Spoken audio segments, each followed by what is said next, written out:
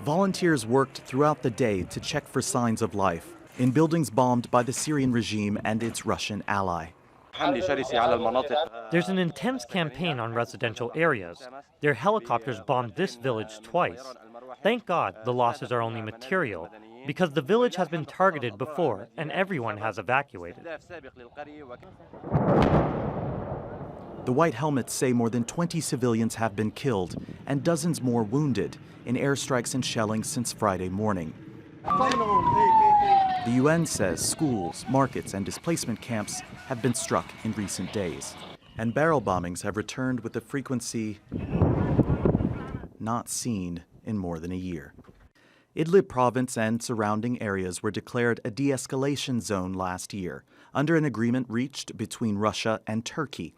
Intended to avert a major offensive on the rebel-held area, that agreement appears to be under threat. Activists say Syrian and Russian government forces launched more than 80 strikes on Saturday. 250,000 people have already been displaced in the latest wave of violence.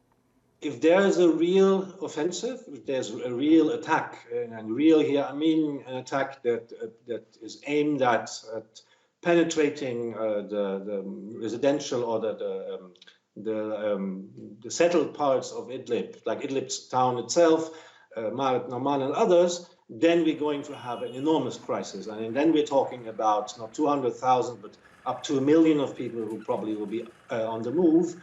Right now, I'm still hopeful that this is not going to happen. I'm still hopeful that this will be contained to that line of confrontation or ceasefire line.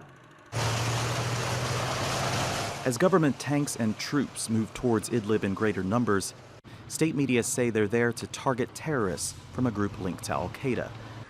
But many fear this could be the start of a bigger operation to take the final rebel-held stronghold, home to nearly 3 million civilians, 1 million of them children.